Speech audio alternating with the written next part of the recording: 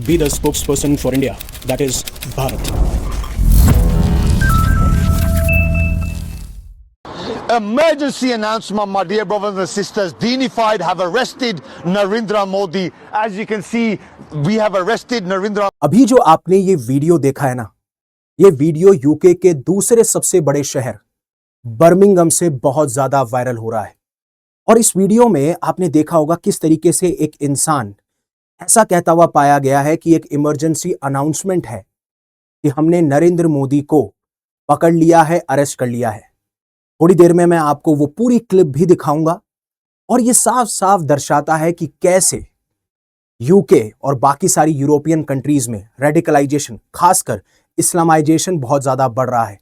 और इसी के बारे में यूनाइटेड स्टेट्स के प्रेसिडेंट डोनाल्ड ट्रंप ने भी कहा था कि अगर यूरोप डिक्लाइन करेगा, जो उनकी सिविलाइजेशन हुआ करती थी, जो एक कल्चर था, एक आइडेंटिटी थी, अगर वो किसी कारणवश खत्म होगी तो उसका रीजन होगा रेडिकलाइजेशन और खासकर Islamisation.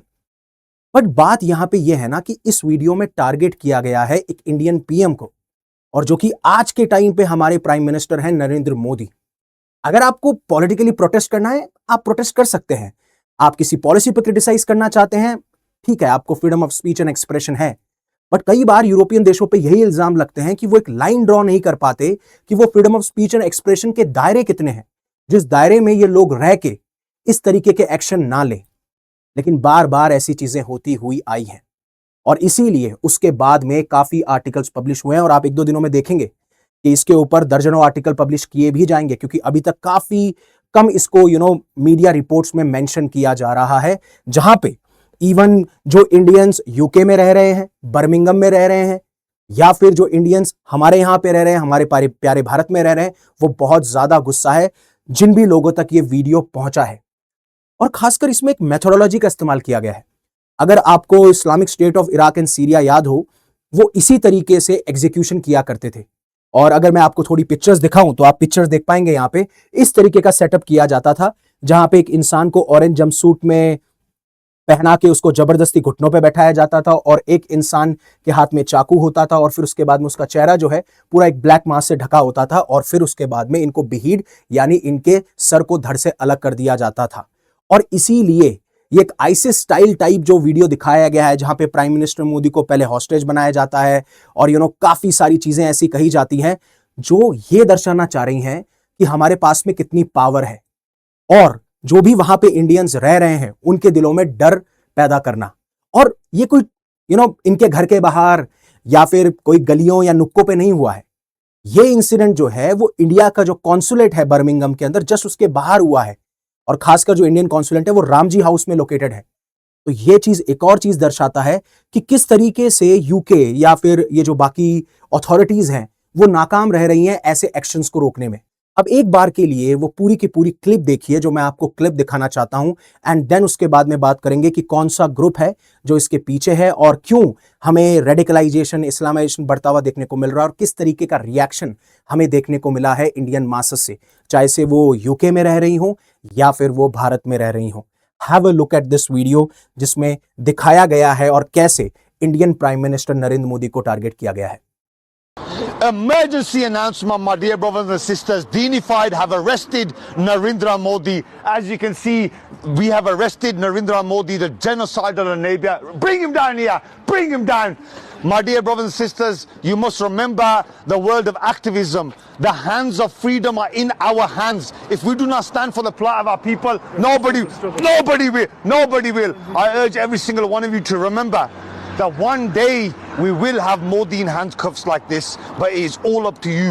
Join Dinified, join the world of activism, stand up and spread your voice, because it is now or never.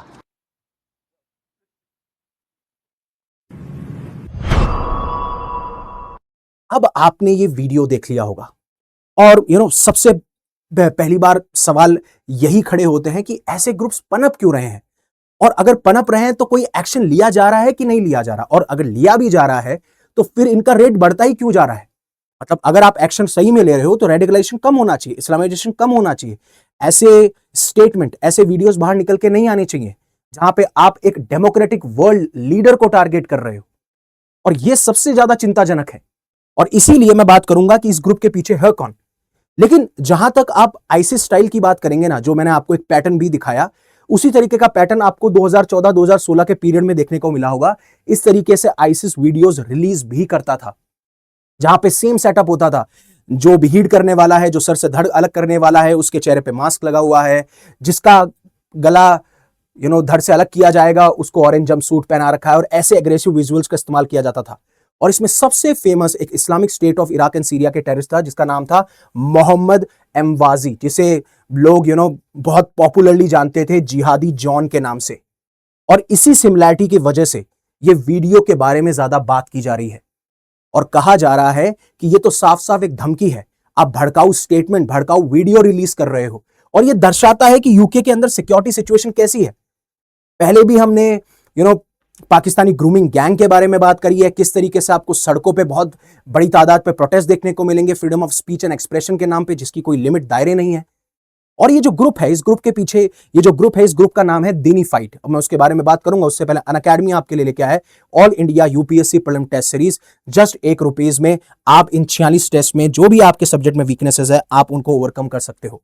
अब जहां तक मैंने बताया कि इस ग्रुप का नाम, अभी तक जो रिपोर्ट्स हैं उसके मुताबिक इस ग्रुप का नाम है दीनीफाइड, और यह आता है एक इस्लामिक शब्द दीन से, जिसका मतलब है कि किस तरीके का आपका वे ऑफ लाइफ होना चाहिए इस्लाम के अंदर। और इनका एक स्टेटमेंट है, पॉपुलर स्टेटमेंट, जहां पे ये कहते हैं कि रेस्पेक्ट, ऑनर, सक्सेस ये तभी आएगी जब आप इस्लाम को फॉलो करोगे, या इस्लाम के थ्रू ही आप ये चीजें अचीव कर सकते हो। और इस ग्रुप की खास बात यह है, एक तो ये प्रो पैलेस्टीन है और दूसरे ये एंटी इजराइल है। और ये साफ साफ आपको देखने को भी मिल जाएगा, आपने अगर वीडियो में नोटिस नहीं किया तो ये दीनीफाइड के कोई एक्सट्रीमिस्ट हैं जिनका नाम असलम करके है, और यहां पे आप देखिएगा, यहां पे लिखा है Kashmir will be liberated. Modi की जो फॉरेन पॉलिसी है वो मेड इन तेल अवीव। तो ये साफ साफ ये चीज दर्शाती है कि कैसे हमारे इंटरनल मैटर्स पे सवाल खड़े करे जा रहे हैं, और यूके अथॉरिटीज का कोई कमेंट नहीं आता। हालांकि यूके की कंजर्वेटिव पार्टी के एक एमपी हैं, उन्होंने इसके बारे में एक स्टेटमेंट दिया है, बट वहीं पे जहां अभी भी कीर स्टारमर की जो सरकार है उसके ऊपर बार बार ये सवाल उठाए गए। और हर बार कब तक आप ये एक्सट्रीमिस्ट वायलेंस देखते रहेंगे, जहां पे हमारी टेरिटोरियल सोवरेनिटी को टारगेट किया जा रहा है, जहां पे हमारी फॉरेन पॉलिसी को टारगेट किया जा रहा है, राइट। और ऐसे स्टेटमेंट और ऐसे वीडियोस इंडियन कॉन्सुलेट के बाहर से आए हैं। कोई अपने घर के बाहर वीडियो नहीं बना दिया है, कोई गली नुक्कड़ों में वीडियो नहीं बना दिया है, और वहां पे भी नहीं बनना चाहिए। ऐसा नहीं है कि वहां पे बनना चाहिए, और इसी वजह से लोग बहुत ज्यादा गुस्से में हैं। और इसीलिए यूके कंजर्वेटिव एमपी ने भी ये कहा कि ये तो अटरली डिप्रेव्ड है, मतलब इतनी गिरी हुई और नीच हरकत है जो कि डिमांड करती है कि कोई ना कोई पुलिस एक्शन होना चाहिए।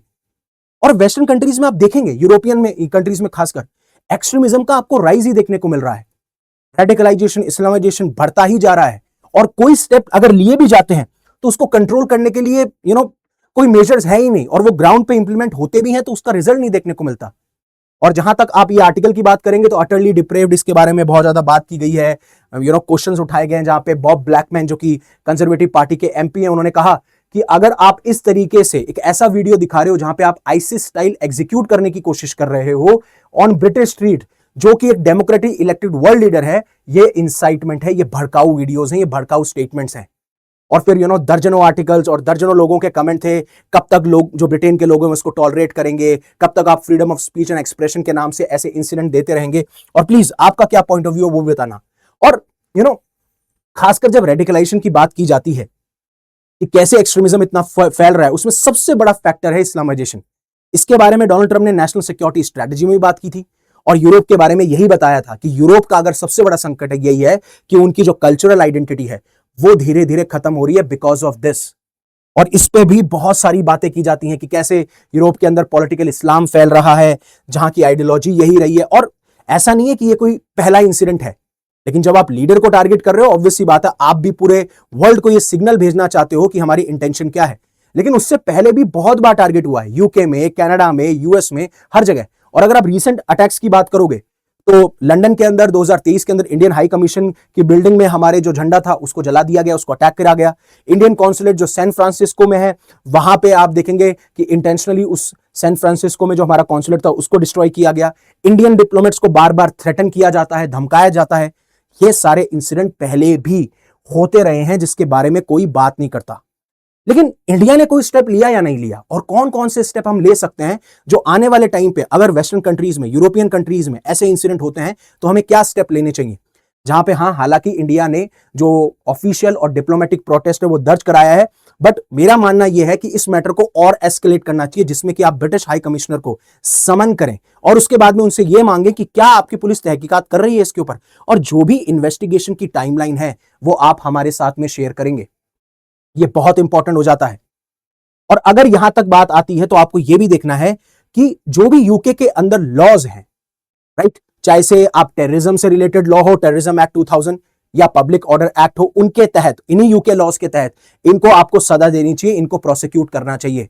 अदरवाइज अगर आपने इनको फ्री छोड़ दिया, कोई एक्शन नहीं लिया, तो ऐसे इंसिडेंट तो बढ़ते ही जाएंगे। जब इनका मन करेगा ये इजराइल को टारगेट करेंगे, इंडिया को टारगेट करेंगे, हमारी इंटरनल पॉलिसी में इंटरफेयर करने की कोशिश करेंगे। और अगर वहां पे एक्सट्रीमिज्म फैल रहा है तो ऐसा नहीं है कि सिर्फ इंडिया के लिए खतरा है, आपके लिए भी खतरा है। जब खालिस्तान इशू की बात आती है तो मैं हर बार ये कहता हूं कि बाकी वेस्टर्न कंट्रीज क्यों नहीं एक्शन लेती, क्योंकि उन्हें लगता है कि ये इंडिया का इंटरनल मुद्दा है, हमारे यहां पे कोई दिक्कत नहीं है। लेकिन आपका लॉ एंड ऑर्डर तो डिस्टर्ब हो रहा है, आपके रिलेशन तो खराब हो रहे हैं उस देश के साथ में जहां पे इंडिया एक उभरता हुआ मार्केट है। तो ये चीज आपको इंश्योर करनी पड़ेगी। और इसीलिए, और काफी बार एक स्टेटमेंट है जो मेरे को आज भी याद है, आपका किसी भी कंट्री के साथ में अगर किसी भी मुद्दों पे मतभेद है या डिसएग्रीमेंट है, आपको यह आइडेंटिफाई करना पड़ेगा उस कंट्री के साथ में मेरा अपर हैंड कहां पे है। जहां पे हर एक कंट्री आज चाहती है कि इंडियन मार्केट्स हमारे लिए ओपन रहें, जैसे उनकी कंपनीज हो, उनके लोग हों, तो आपको वो ट्रेड डील्स को लेके, उस मार्केट को ओपन करके लेके उस चीज पे आपको प्रेशराइज करना चाहिए कि हमारे रिश्ते आगे तभी बढ़ेंगे जब आप ऐसी एक्सट्रीमिस्ट एक्टिविटीज के खिलाफ एक्शन लेंगे। सेम आप क्या कर रहे हैं पाकिस्तान के साथ में? आप जब ये बोलते हैं कि water and blood can not flow together, trade and terror can not happen together, same way we need to pressurise them as well. उतना बड़ा लेवल नहीं है, लेकिन धीरे धीरे उतना बड़ा लेवल बन जाएगा। और हाँ, जो थोड़े बहुत आपके इश्यूज हैं, जैसे आप यूएन हो, इंटरनेशनल फोरम्स हो, वहां पे आपको रेज भी करने चाहिए। काफी बार ऐसे इश्यूज में आप डायरेक्टली कन्फ्रंट करने के बजाय इंटरनेशनल मीडिया में ये चीजें जब डिस्कस करते हैं तो पूरा ग्लोबल मीडिया आपको कवर करता है और वो हर जगह तक पहुंचती है, और जो देश है उसके ऊपर फिर आप ये कह सकते हो कि काफी सवालिया निशान खड़े हो जाते हैं। और इवन इंपॉर्टेंट ये है, जो इंडियन डायस्पोरा ऐसे लोगों की वजह से डर फील करता है, उनको सपोर्ट करना बहुत जरूरी है, उनकी कम्युनिटी बिल्डिंग करना बहुत जरूरी है, उनको किसी भी तरीके से अवेयरनेस बढ़ाना जरूरी है, जिससे यूके के अंदर ही प्रेशर बिल्ड हो। और यही सारी चीजें होंगी जो कि इंश्योर कर सकती है ऐसे एक्ट ना दोबारा हमें फ्यूचर में देखने को मिले। और ऐसा नहीं है, ये जो डिनिफाइड ग्रुप है इसको यूके बैन भी कर सकती है। हालांकि ये कोई बैंड ऑर्गेनाइजेशन या टेररिस्ट ऑर्गेनाइजेशन नहीं है, लेकिन यूके ने पहले भी ऐसा किया है। अगर मैं आपको एग्जांपल देना चाहूं तो अल मुहाजिरोन एक ऑर्गेनाइजेशन थी जिसको बैन कर दिया गया था इवेंचुअली, तो आप ऐसी ऑर्गेनाइजेशन को बैन कर सकते हैं। ये एक्शन अगर आप लेते हैं तो ये इंश्योर करता है कि जो हमारी सेंसिटिविटीज हैं आप उसके प्रति जवाबदेही हैं, अकाउंटेबल हैं, और ये चीज इंश्योर करती है कि इंडिया और यूके के रिश्ते आगे अच्छे बढ़े। अब आपका क्या पॉइंट ऑफ व्यू है, आप क्या सोचते हैं इसके बारे में कमेंट सेक्शन में जरूर बताइएगा। Thank you very much for giving me your precious asset that is your time. Stay safe, stay happy, take care. जय हिंद, जय Bharat, and always remember one thing: live in such a way that universe will be proud of you, and please subscribe to this channel.